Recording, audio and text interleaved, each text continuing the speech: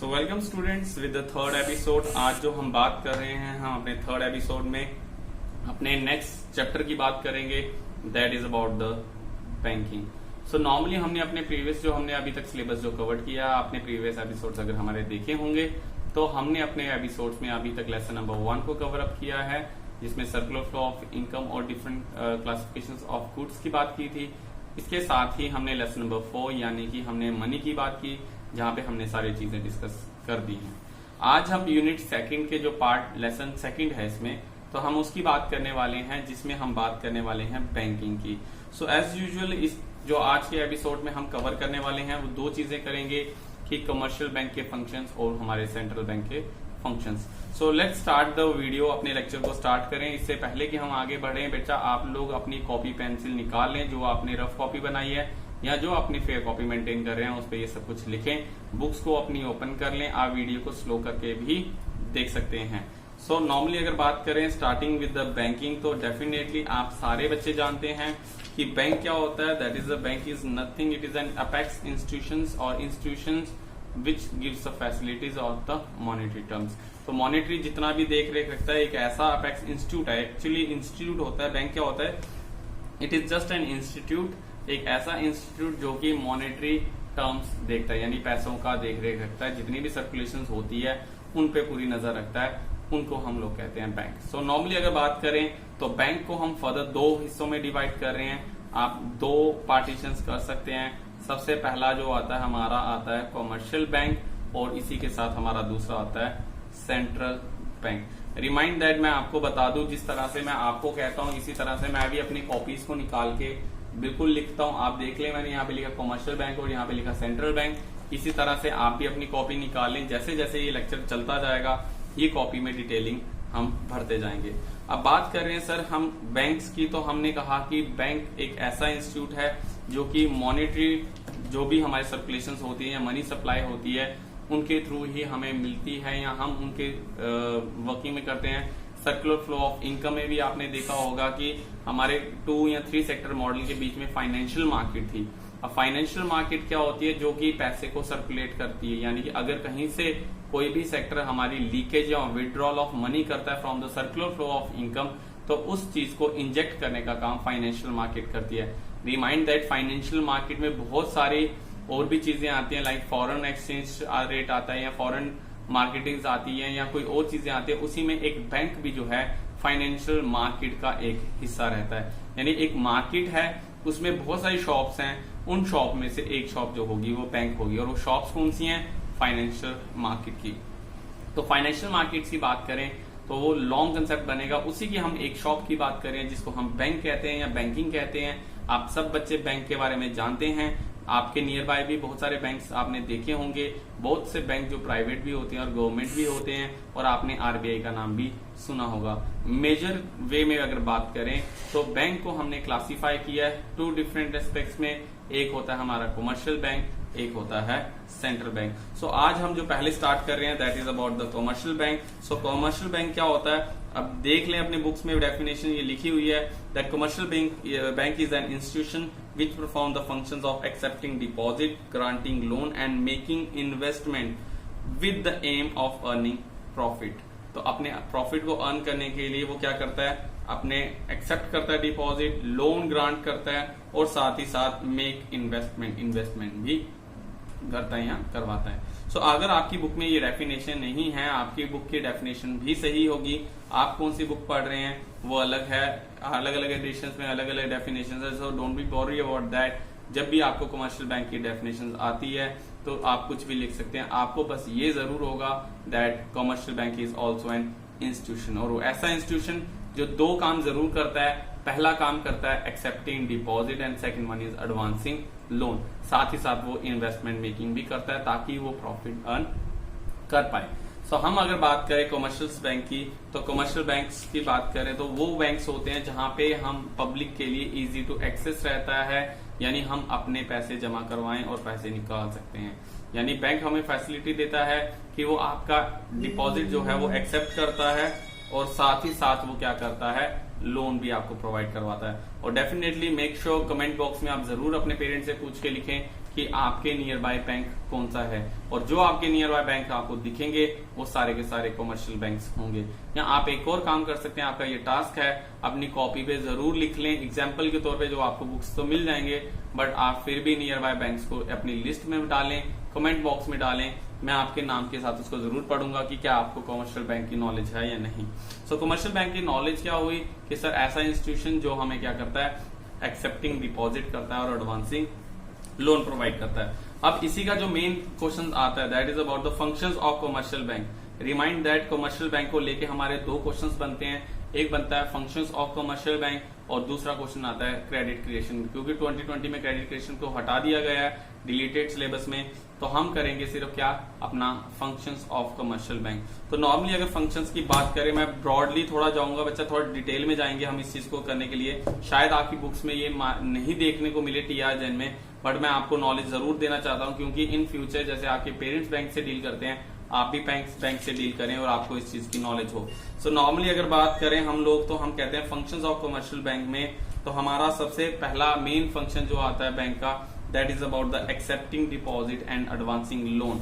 सो आप फंक्शंस में दो फंक्शंस लिखेंगे। फंक्शंस क्या करता है कमर्शियल बैंक, पहला करता है एक्सेप्टिंग डिपॉजिट को एक्सेप्ट करता है। एक्सेप्ट क्या करना, आप पैसा देंगे, आप डिपॉजिट करवाएंगे कुछ चीज, पैसा मॉनेटरी टर्म्स, तो वो एक्सेप्ट करेगा।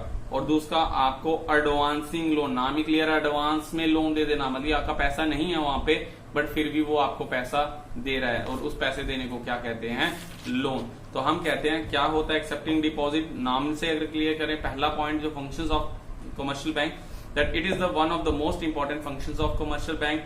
They accept the deposit in several form according to the requirement of different sections of the society. तो जैसी जैसी उसकी रिक्वायरमेंट होती है, जैसे आपको अगर ड्राफ्ट चाहिए, आप ड्राफ्ट सबमिट करवाते हैं, आप किसी से चेक लेते हैं, या आप बिल ऑफ एक्सचेंज आपके पास है, या आपके पास बॉन्ड्स हैं, या आपके पास लेट इट बी मनी है, तो आप किसी भी फॉर्म में जैसे आपकी डिमांड है, जैसी आपके पास चीज है, आप अगर कमर्शियल बैंक को देंगे तो डेफिनेटली कमर्शियल बैंक क्या करेगा, उसको एक्सेप्ट करेगा। अब इसके अंदर हम बात करें एक्सेप्टिंग डिपॉजिट के अंदर, पॉइंट लिख लें बच्चा, accepting deposit is the very first function.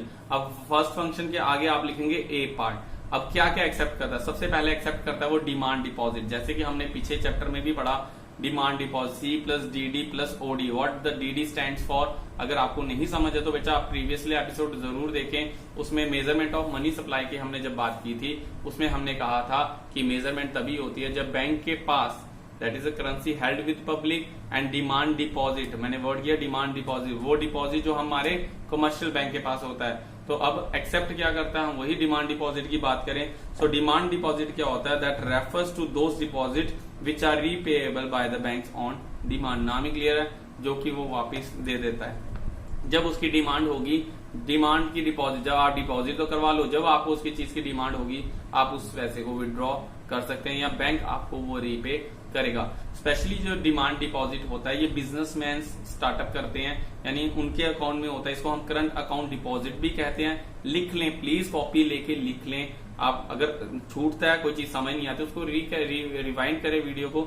इसीलिए मैं अपनी वीडियो यूट्यूब पे सेंड कर रहा हूँ, क्योंकि इकोनॉमिक्स में क्या होता है, अगर गूगल मीट या जूम से हम बच्चा क्लास लें और वो क्लास अगर आप मिस करते हैं या कुछ चीज भी मिस हो जाती है, तो जैसे आज मैंने कहा DD को आप पीछे प्रीवियस वीडियो में देखे, तो अगर जूम मीट होता तो शायद आप वो नहीं कर पाते। सो करंट अकाउंट डिपॉजिट भी इसको कहते हैं और डिमांड डिपॉजिट भी कहते हैं। यही चीज कॉम्पिटिटिव में आता है, तो हमें ये चीज देखनी पड़ेगी। करंट अकाउंट डिपॉजिट यानी कि वो अकाउंट जिसे बिजनेसमैन ओपन करवाता है, और बिजनेसमैन अपने अमाउंट जो है इसी करंट अकाउंट में डालते रहते हैं, और जब उनको चाहिए होती है वो थ्रू द चेक, थ्रू किसी भी फॉर्म में उसको विड्रॉ कर सकते हैं। एज पर देयर डिमांड वो उसको निकाल लेते हैं, और इसकी कोई भी वो प्रॉब्लम्स नहीं होती, इसमें कोई रिक्वायरमेंट नहीं होती। So such deposit are generally maintain by businessman with the intentions of making transaction with such deposit.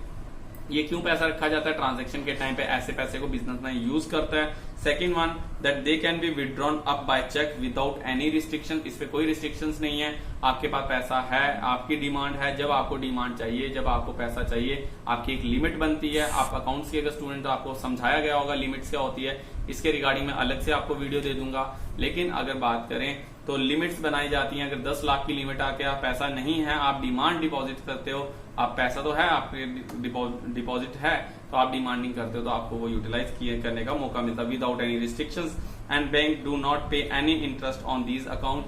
अगर आपका 10 लाख रुपए अगर बैंक में है, आपको इंटरेस्ट उस अकाउंट पे या उस डिपॉजिट पे नहीं मिलेगा। यानी वो ट्रांजैक्शन के लिए होता है कि अभी मैंने 10 लाख रुपए अपने बैंक में डाला और शायद मैं 5 मिनट के बाद मेरा न्यू कस्टमर आ गया। बड़ा सोचिए, बिजनेसमैन की तरह सोचिए, जो लाखों करोड़ों के बिजनेस करते हैं, अपनी लिमिट्स के साथ वर्किंग करते हैं।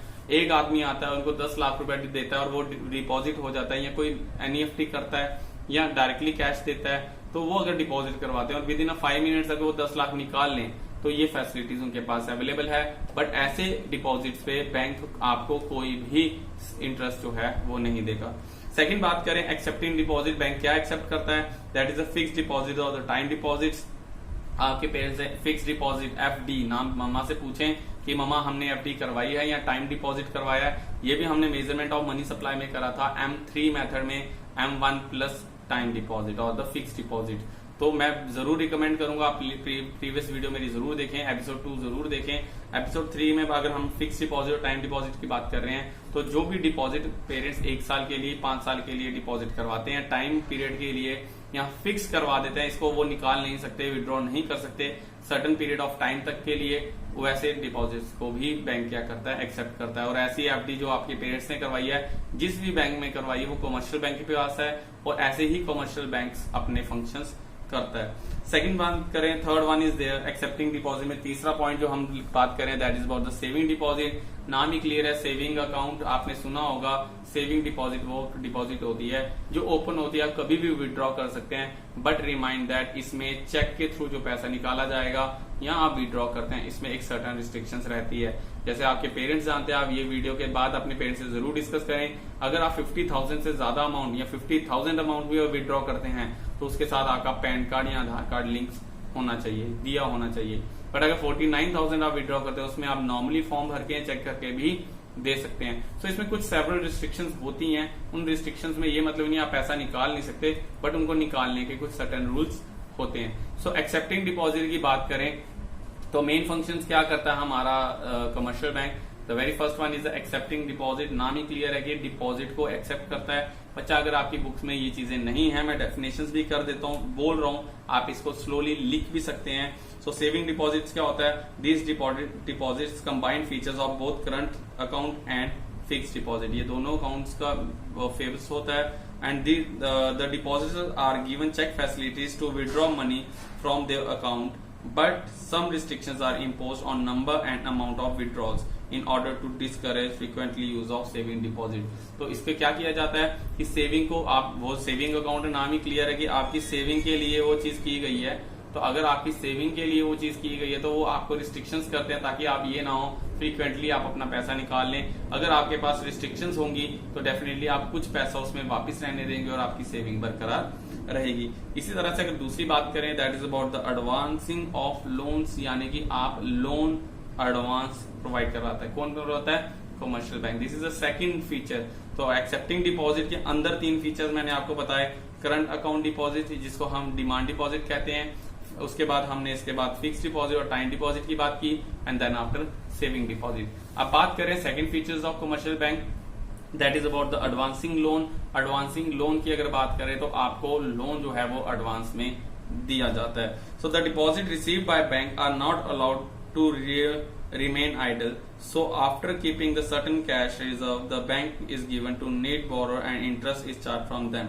So normally clear है, एक सिंपल सी डेफिनेशन है, आपको समझ आ गई होगी कि ऐसा अमाउंट जो कि बच जाता है, यानी कि आप लोगों ने बैंक को डिपॉजिट करवाया बट आपने 1 साल 5 साल के लिए इसको फिक्स करवा दिया या डिपॉजिट रखा है, बैंक के पास जो एक्सेस रिजर्व रहेगा यानी कि जो पैसा उसके बाद बच जाएगा उस पैसे को वो क्या करेगा? एक्सेस रिजर्व को लोन दे देगा किसी को जो बंदा बोरो करना चाहता है, जिसको नीडी पर्सन होगा उसको एक सर्टेन चार्ज यानी इंटरेस्ट रेट पे वो पैसे दिए जाएंगे और उस पैसे से बैंक अपना इंटरेस्ट करेगा। अब देखिए एक सिंपल सी चीज इसमें समझने वाली क्या होती है। सपोज कीजिए कि अगर आप अपना पैसा डिपॉजिट करवाते हैं बैंक में और बैंक आपको देता है राइट नाउ जैसे कि 6% इंटरेस्ट है फिक्स्ड पे या 4% सेविंग पे है, तो हम क्या करते हैं कि अपना पैसा डिपॉजिट करवा देते हैं। आपने कहा 1 साल के लिए 6% के हिसाब से आप मेरा पैसा रखें, आपने डिपॉजिट करवाया, बैंक के पास डिपॉजिट हो गया। अब आप 1 साल के बाद आएंगे तो आपको वो 1 लाख का, अगर आप 1 लाख करवाते हैं तो 1,06,000 जो मिलेगा वो 6,000 वो आपको कहां से पे करेगा?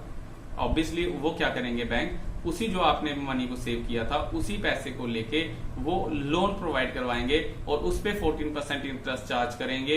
यानी आपको एक साल में 14% इंटरेस्ट देना है। यानी जो आपने 1 लाख दिया था, अब 1 लाख जो है वो इंटरेस्ट के फॉर्म में दिया जाएगा किसी और पर्सन को।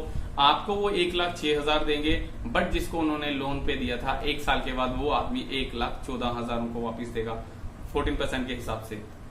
अब होगा क्या, जब एक आदमी ने 1,14,000 बैंक को 1 साल के बाद वापस दिया और आप भी बैंक जाते हैं और कहते हैं कि मेरा पैसा वापस दे और आपको 1,06,000 दिया जाएगा, तो नेचुरली उसमें क्या होगा, 8,000 का जो होगा वो जनरेट किया जाएगा profit by the commercial bank. तो मैंने स्टार्टिंग की डेफिनेशन में भी कहा था that commercial bank is an institution which accept the deposit, which advancing the loan and making investment and generate profit और अर्न प्रॉफिट। तो नॉर्मली अपने प्रॉफिट को वो अर्न करेगा। अब अगर हम बात करें लोन किस फॉर्म में होता है, तो हम लोन के बारे में बात करें तो बहुत सारे लोन्स हैं। वैसे तो कैश क्रेडिट्स होता है, तो पहले तो होता है कि कैश क्रेडिट किया जाता है कि पैसा दे दिया जाता है अकाउंट्स में। Cash credit refer to a loan given to the borrower against his current assets like share, stocks and bond. आप अपनी सिक्योरिटीज डिपॉजिट करवाएंगे और आपको क्या दे दिया जाएगा, सिक्योरिटीज के अगेंस्ट आपको कैश दिया जाएगा in your account. Second one is a demand loan. Naam clear, demand loan refer to the loans, those loans which can be recalled on demand by the bank at any time। तो वो recall कर सकती है, loan दिए जा रहा है, आपको पैसे दिए जा रहे हैं, एट एनी टाइम वो रिकॉल कर सकते हैं। And the short term loans, आपको शॉर्ट टर्म लोन पता है फॉर द 1 ईयर और फॉर द 6 months जो आपको लोन दिया जाता है, that are given personal loans against some collateral securities. The amount is credit to the account of the borrower and borrower can withdraw money from his account and interest is payable on the entire sum of loan granted। तो normally क्या होगा, ये वो loan होता है जहां पे आप अपने घर के कागज, जमीन के कागज, अपनी सिक्योरिटीज उनको देते हैं, कोई भी अपनी चीज उनको देंगे और अगेंस्ट दैट वो आपको पैसा देंगे और उस पर एक सर्टन इंटरेस्ट रेट वो जो है चार्ज किया जाएगा। और उसी इंटरेस्ट रेट को जब वो चार्ज करेंगे तो उसी इंटरेस्ट रेट से अपना प्रॉफिट भी अर्न करेंगे। सो नॉर्मली अगर फंक्शंस ऑफ कमर्शियल बैंक की बात करें तो ये इतना ही है।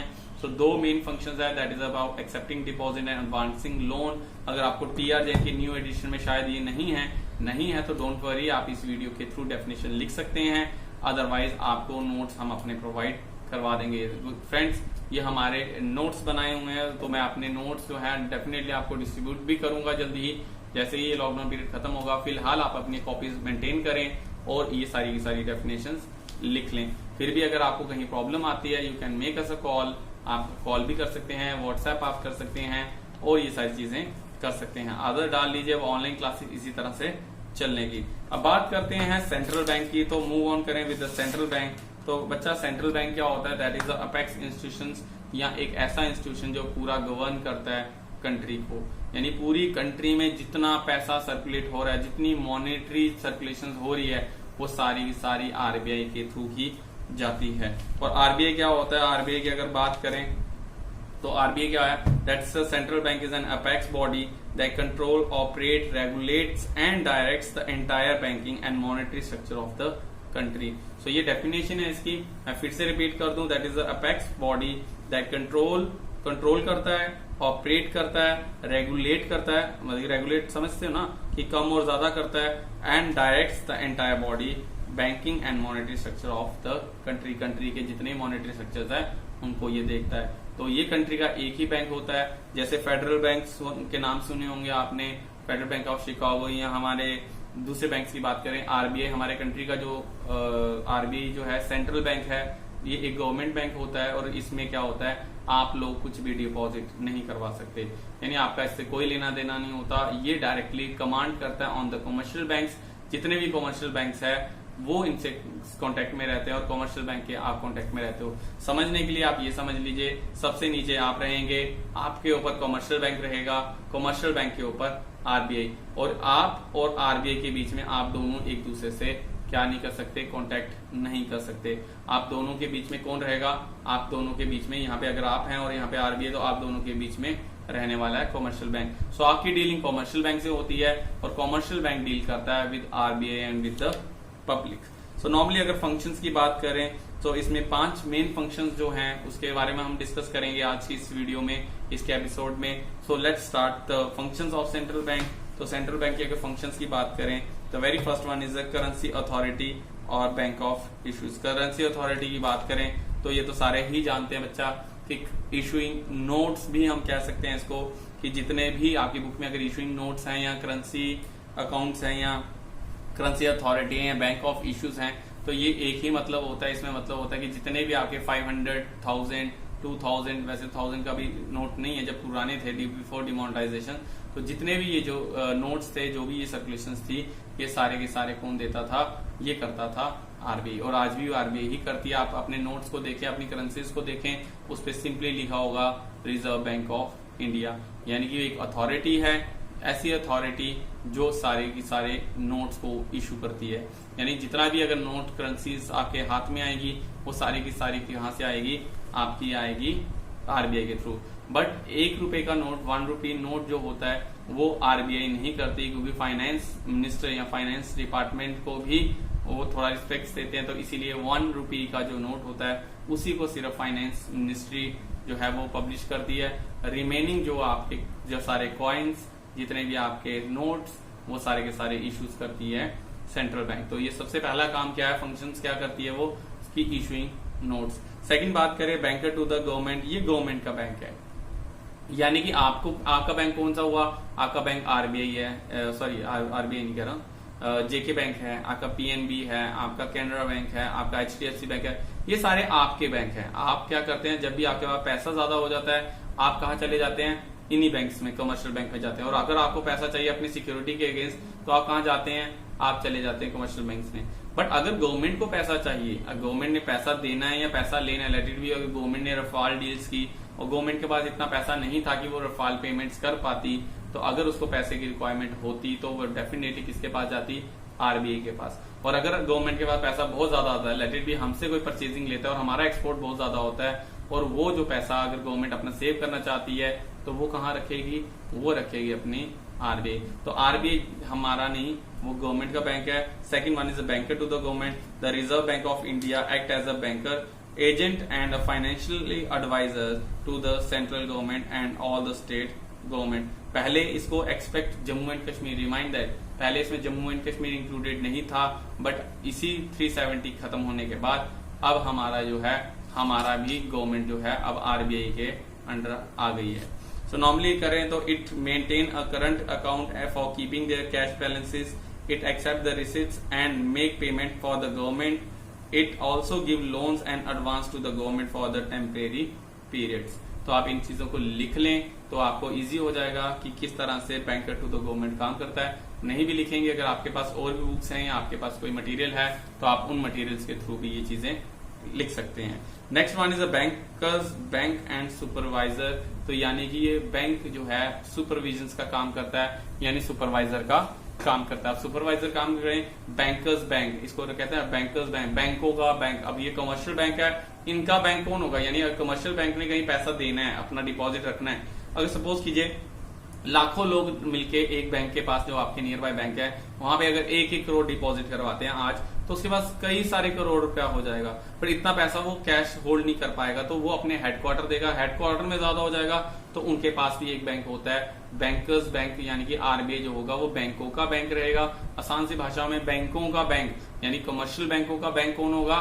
आरबीआई रहता है, उनपे वो सुपरवाइज करता है। जहां पे एक्सेप्टिंग डिपॉजिट और एडवांसिंग लोन, जैसे मैंने गवर्नमेंट के लिए बताया कि अगर उसका पैसा ज्यादा है तो वो डिपॉजिट करवाए कहाँ? आरबीआई में करवाएगा। लोन लेना होगा तो वो आरबीआई से ले सकता है शॉर्ट पीरियड या टेम्परेरी पीरियड में। वैसे ही अगर हमारे जो बैंक्स हैं, कमर्शियल बैंक्स हैं, वैसे उनको पैसा जमा करवाना है या पैसा निकलवाना है, तो वो डायरेक्टली किसके पास जाएंगे?